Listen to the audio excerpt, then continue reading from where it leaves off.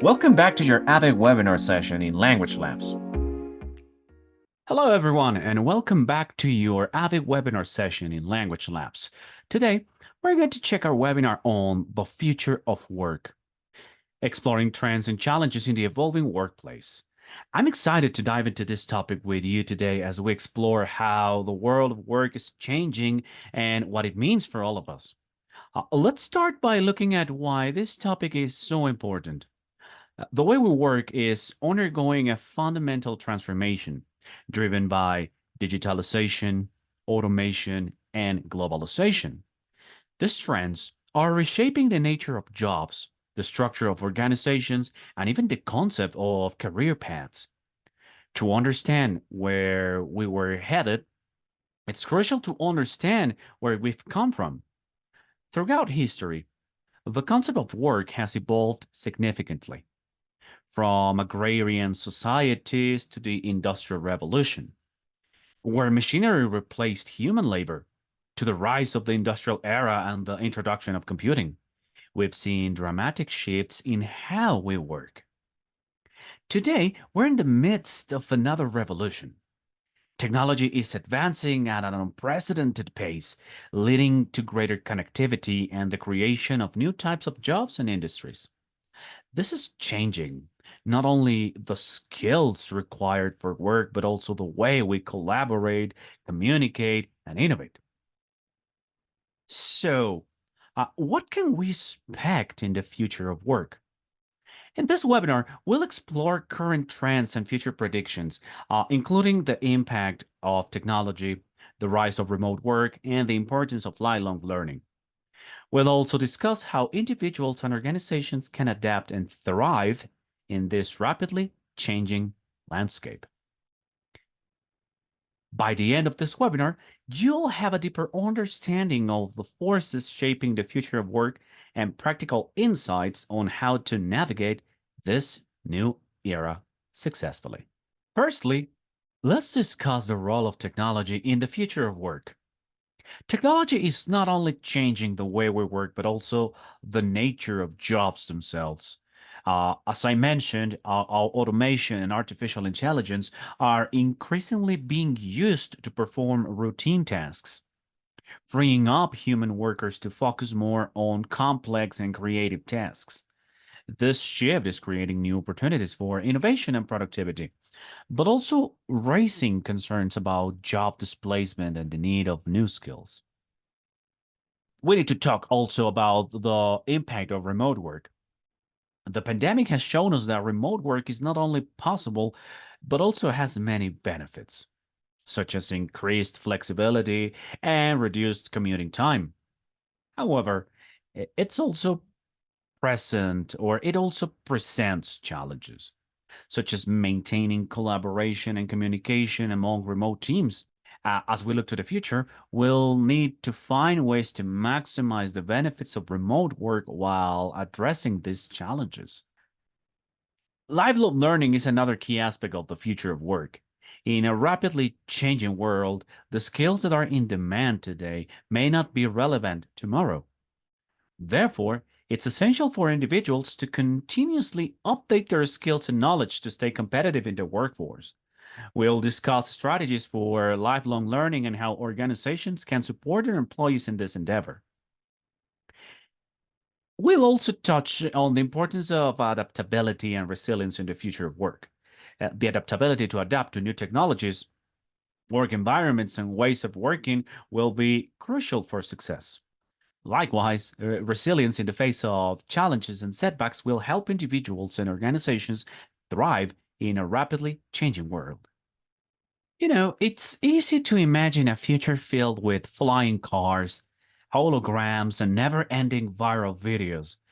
But as the future of work becomes more and more digital, it becomes harder to grasp what that will actually look like and how we will fit into it in the future.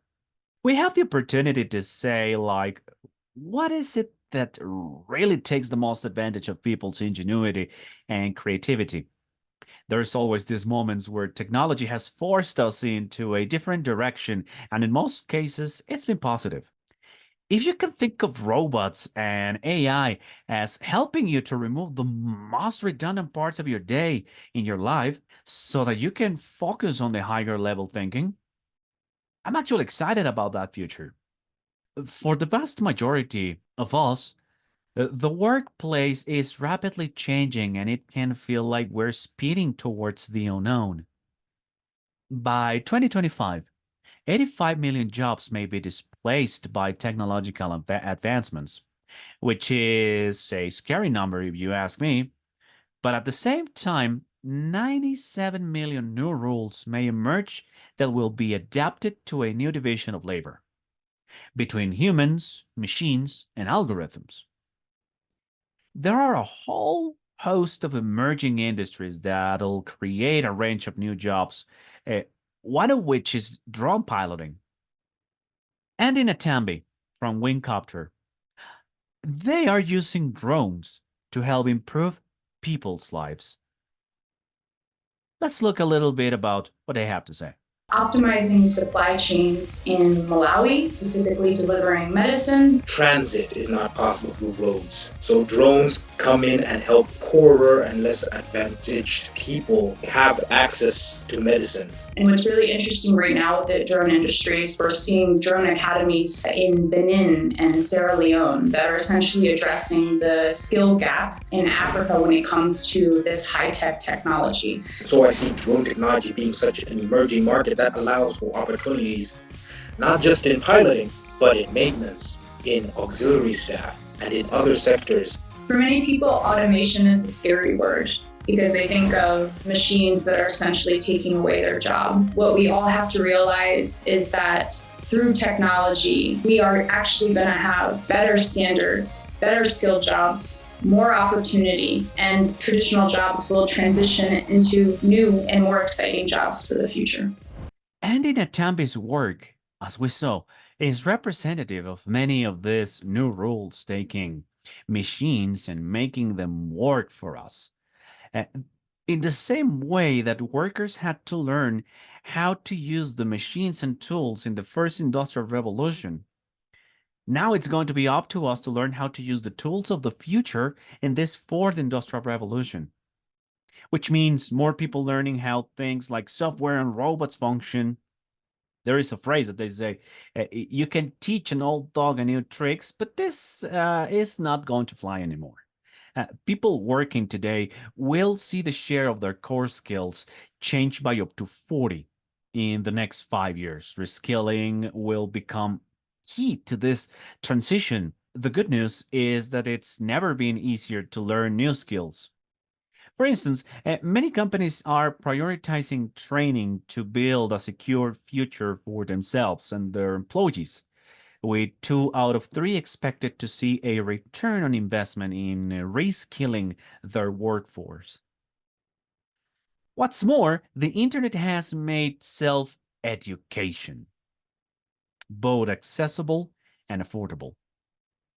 Chris Doe set up a creative education company. This is so that they can ensure that in the future, they can help people make a living doing what they love.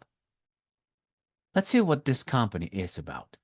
Everything that you want to learn is available on the internet, and we can explore in ways that are very low risk to us. Because imagine the old approach, which is I have to submit an application to university or college. And so that means there's a whole bunch of prep work I have to do.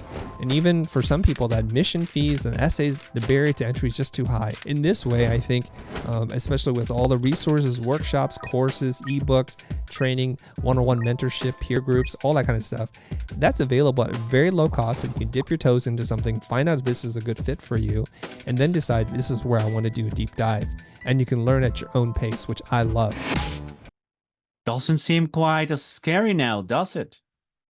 Still, you'd be forgiven for thinking that the future is going to be all ones and zeros, although digital literacy is going to be incredibly important. It is, in fact, the soft skills that are going to be at the core of the average future worker.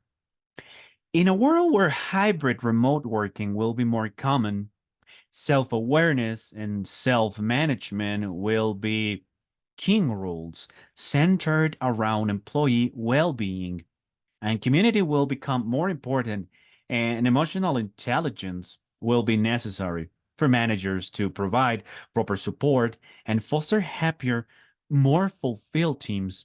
We may even start to see official certification for of these softer skills, allowing for greater freedom to transfer between industries.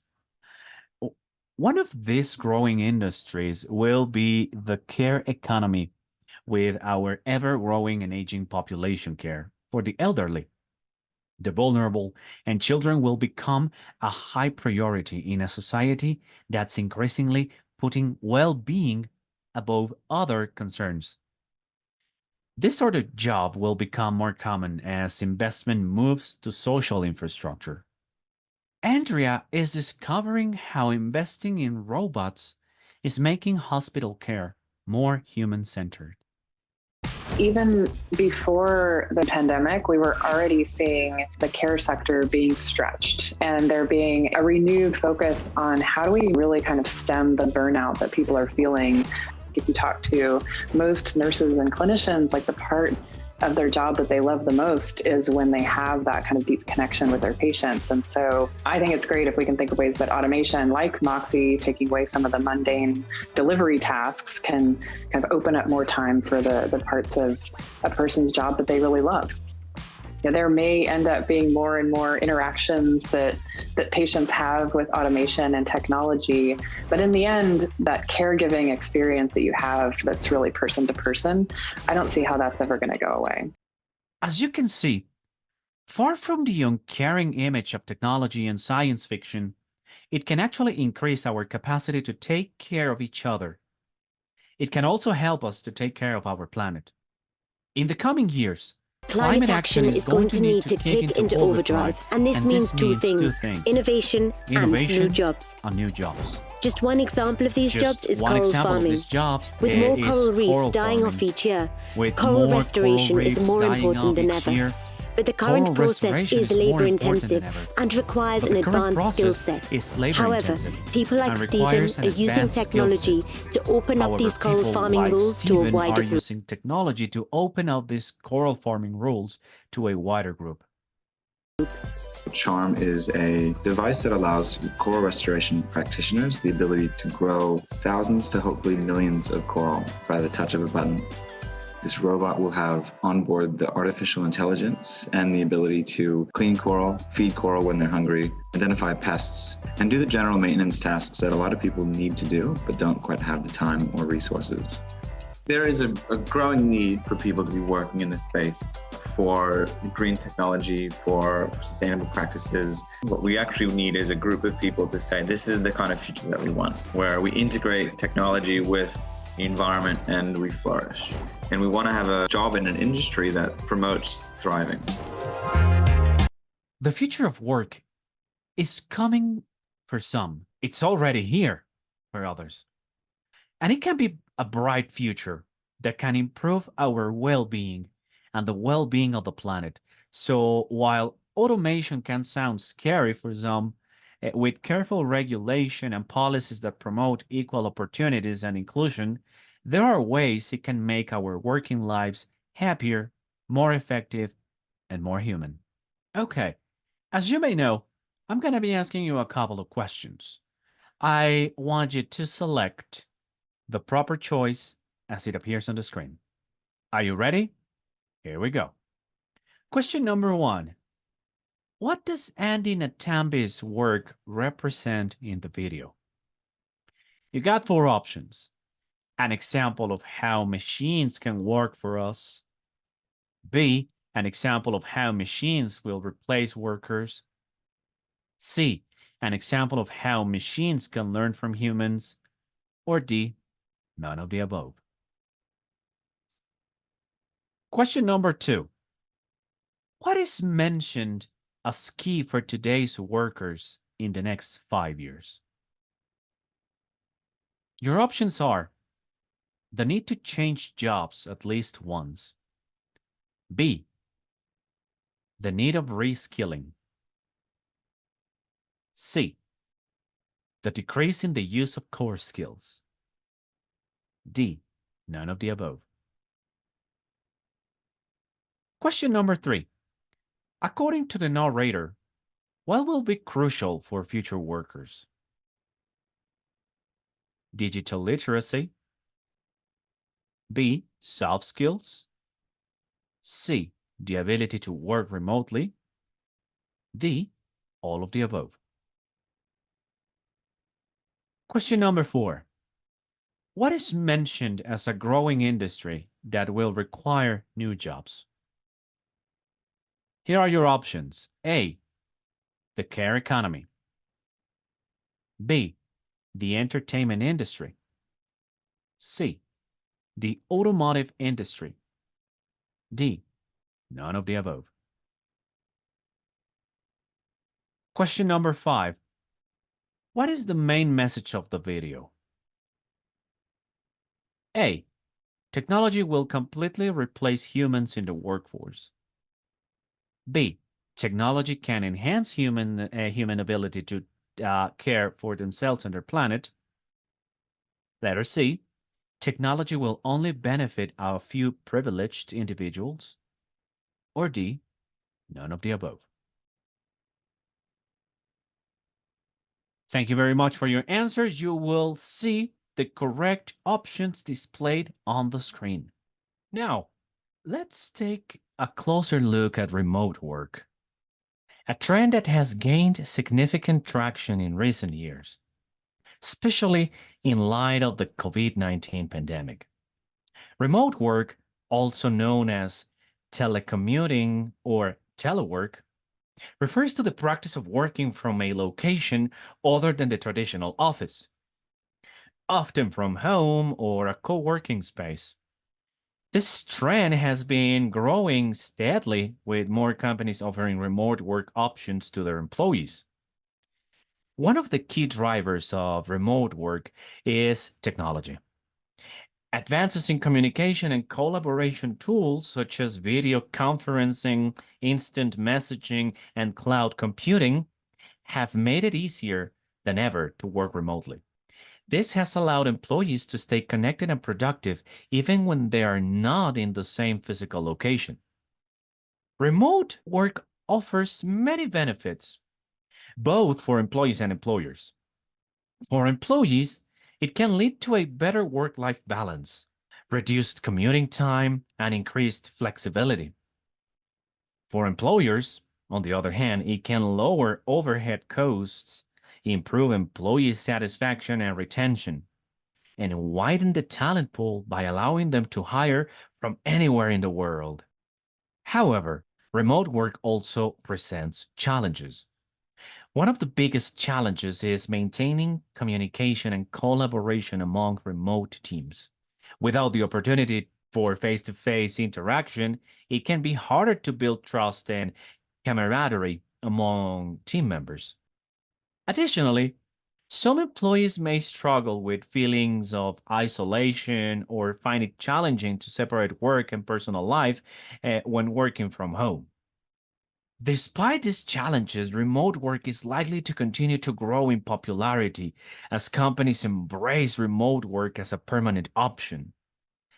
It's important for both employees and employers to find ways to overcome these challenges and make remote work a successful and sustainable option for the future.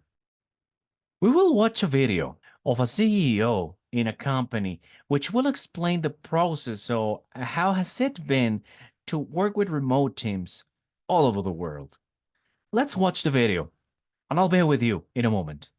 The basic problem with working in an office is you're just not in control of your work environment. Howdy, my name is Matt, and I'm the CEO of Automatic, the company behind WordPress.com, Jetpack, and WooCommerce. We're coming up on over 800 employees, and they live everywhere, from California to Alabama, Mississippi, to where I live in Texas. They're also in 67 countries: Canada, Mexico, India, New Zealand. Some of them choose not even to have a home base. They're nomads. Whether they're in RVs or traveling through Airbnbs, they're in new places every day, week, or month. As long as they can find good Wi-Fi, we don't care where they are. Our focus on distributed work wasn't something that happened accidentally. It was a conscious choice from the very beginning. In fact, you'll probably notice I don't use the word remote because it sets up the expectation. There are some people that are essential, some that aren't. I use the word distributed to describe what we do, where everyone is on an equal playing field. I think a distributed workforce is the most effective way to build a company. The key is that you have to approach it consciously.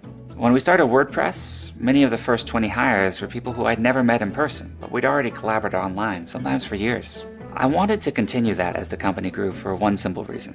I believe that talent and intelligence are equally distributed throughout the world, but opportunity is not.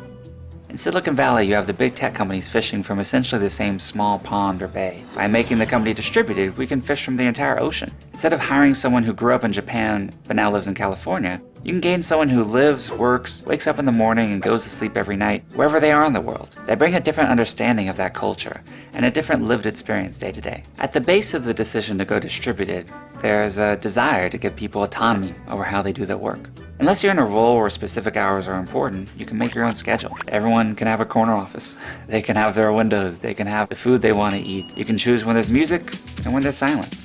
You can choose what temperature the room should be. You can choose to save the time you'd spend commuting every day and put that into other things that are more important to you. A distributed workforce is ideal for a technology company, but I often get the question, hey, this works great for y'all, but what about everyone else? If you already have an office, there are a few things you can do to build distributed capability. First, document everything. In an office, it's easy to make decisions in the moment, in the kitchen and the hall, but if people work remotely and some members of the team are having those conversations they don't have access to, they'll see these decisions being made without understanding the why. Always leave a trail of where you were and what you were thinking about. This allows others to pick up where you left off. That's great for allowing people in different time zones to interact. It's also great to think about as an organization evolves, with people leaving and people joining. Along those same lines, try to have as much communication as possible online. When everything's shared in public, it allows those new people to read through and catch up quickly. You also need to find the right tools. There are so many apps and services that help with day-to-day communication, video conferencing, project management, you name it. If you look around the office, the things that changed how you work probably aren't objects anymore. They're things you access through your computer. So test out and experiment with different tools that enable collaboration and see what works. Create productive face-to-face time. In a traditional office, you're in the same place 48 weeks out of the year, and you might have 3 or 4 weeks where you're not together. We try to flip that. So we come together for short, intense bursts. Once a year, we do a grand meetup where the entire company comes together for a week. It's kind of half work, half play. The primary goal is connecting people. When we leave, we want to make sure that everyone's aligned and on the same page, and that they have a deeper connection with their colleagues, so that when they work together the rest of the year, they can bring together that understanding and empathy. And the final practice is give people the flexibility to make their own work environment. Every person at Automatic has a co-working stipend that they can put towards a co-working space or just to buy coffee so they don't get kicked out of the coffee shop. We even had one group in Seattle that decided to pool their stipends together and rented a workspace on a fishing pier. Also, when each person joins the company, we give them a home office stipend. This is money they can invest in getting the right chair, the right monitor, the right desk setup so that they can have the most productive environment for them. Today, there are just a few companies that are distributed first, but if you fast forward a decade or two, I predict that 90% of companies that are going to be changing the course of the world are going to function this way. I think that companies will evolve to be distributed first, or that they'll be replaced by those that are. As you think about what you're going to build next, definitely consider how you can tap into global talent, give people autonomy to live and work wherever they feel they should, and still participate fully in whatever it is that you're creating together.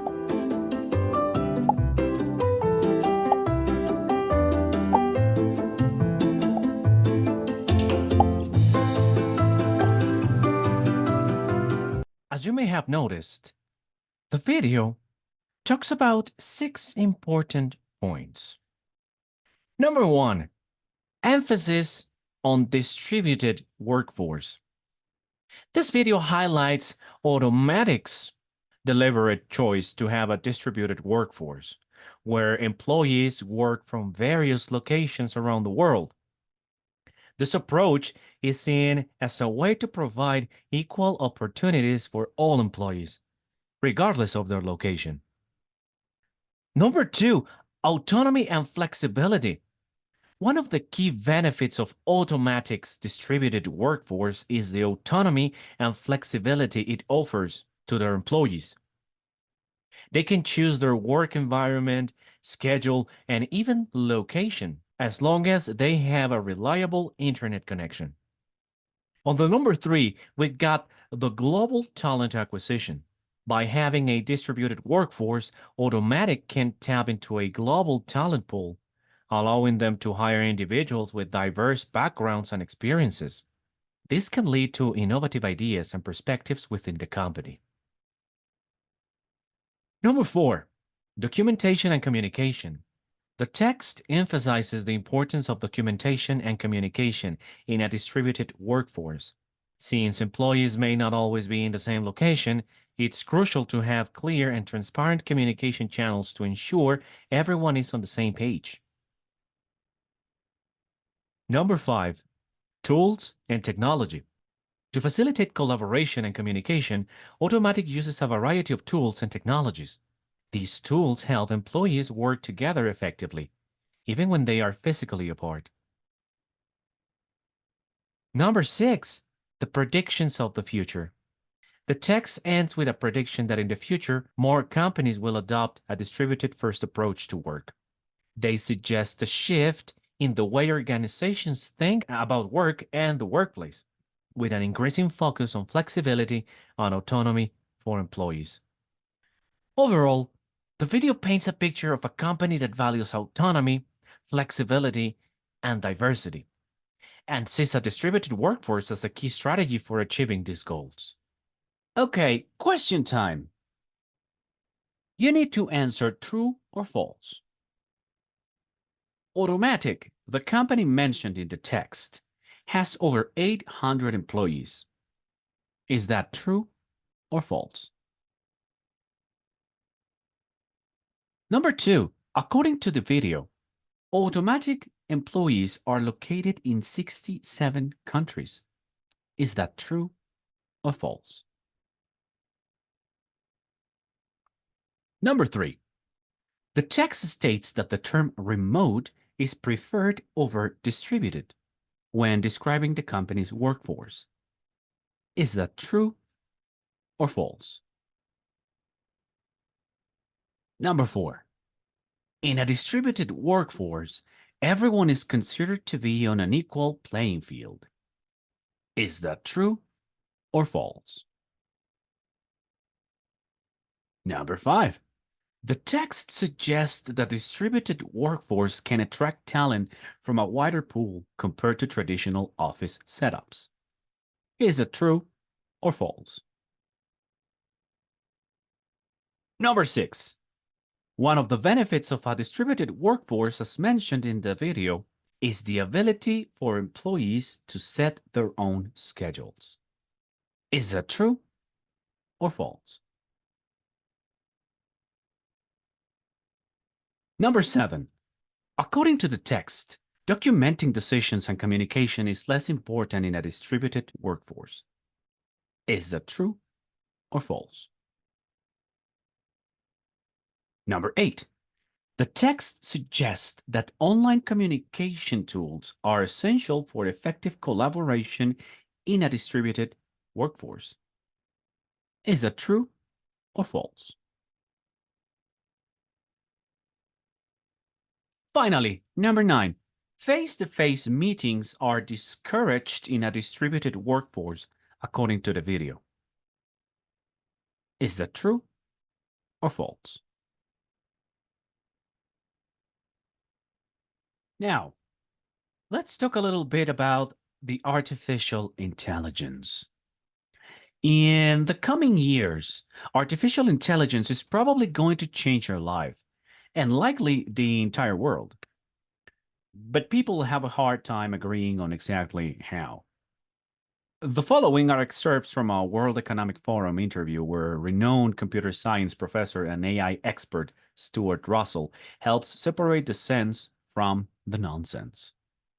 Let's give it a watch, and we'll be back with you in a moment. There's a big difference between asking a human to do something and giving that as the objective to an AI system. When you ask a human to fetch you a cup of coffee, you don't mean this should be their life's mission and nothing else in the universe matters. Even if they have to kill everybody else in Starbucks to get you the coffee before it closes, they should do that. No, that's not what you mean. Right? You mean all the other things that we mutually care about, they should factor into your behavior as well. And the problem with the way we build AI systems now is we give them a fixed objective, right? The algorithms require us to specify everything in the objective.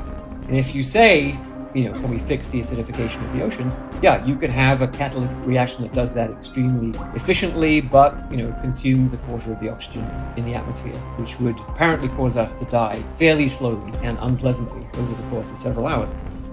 So how do we avoid this problem, right? You might say, okay, well, just be more careful about specifying the objective, right? Don't forget the atmospheric oxygen.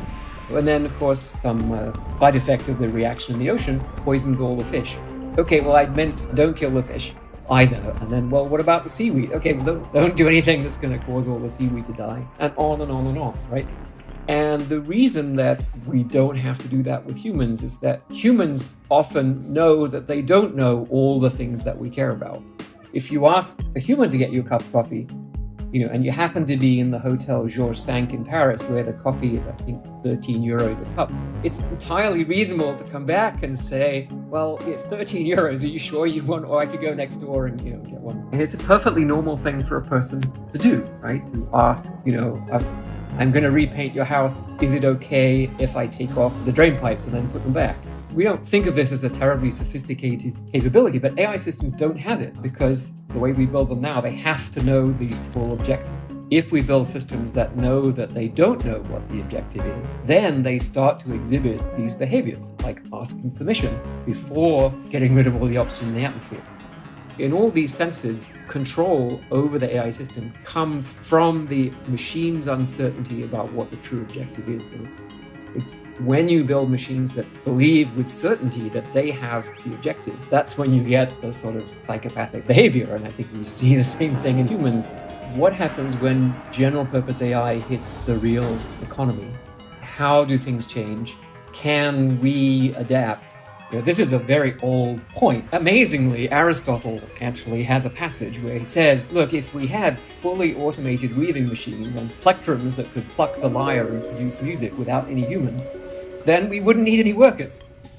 That idea, which I think it was Keynes who called it technological unemployment in 1930, is very obvious to people, right? They think, yeah, of course, if the machine does the work, then I'm going to be unemployed. If you think about the warehouses that companies are currently operating for e-commerce, they are half automated. The way it works is that an old warehouse where you've got tons of stuff piled up all over the place and humans go and rummage around and then bring it back and send it off. There's a robot who goes and gets the shelving unit that contains the thing that you need, but the human has to pick the object out of the bin or off the shelf because that's still too difficult. But, at the same time, could you make a robot that is accurate enough to be able to pick pretty much any object, and there's a very wide variety of objects that you can buy, that would, at a stroke, eliminate 3 or 4 million jobs. There's an interesting story that E.M. Forster wrote where everyone is entirely machine dependent. The story is really about the fact that if you hand over the management of your civilization to machines, you then lose the incentive to understand it yourself or to teach the next generation how to understand it. And you can see Wall-E actually as a modern version where everyone is enfeebled and infantilized by the machine. And that hasn't been possible up to now, right? We put a lot of our civilization into books, but the books can't run it for us. And so we always have to teach the next generation. If you work it out, it's about 1 trillion person years of teaching and learning and an unbroken chain that goes back tens of thousands of generations. What happens if that chain breaks? And I think that's something we have to understand as AI moves forward. A pretty interesting topic if you ask me. Everything we heard so far is speaking about the repercussions, the future predictions about the different types of AI that we're going to be having. The actual date of arrival of general purpose AI, it's not something that we're going to be able to pinpoint in a single day. It's also not the case that it's all or nothing. The impact is going to be increasing, so with every advance in AI, it significantly expands the range of tasks. So, in that sense, I think most experts say that by the end of the century, we're very, very likely to have a general purpose AI. The median is something around the year 2045. On the video that we just observed, they are a little more on the conservative side. They think the problem is harder than we think. And on the other hand, I like what John McAfee said. John McAfee is one of the founders of the artificial intelligence.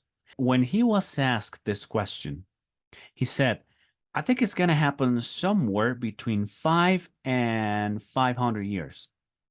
And we're going to need, I think, several Einsteins to make it happen. Thank you very much for attending to this ABI webinar session. I was your host, Suri Gutierrez, and I hope to see you on the next ABI webinar. Remember to complete your questionnaire after this webinar has ended, and it was a pleasure having you. Thank you so much.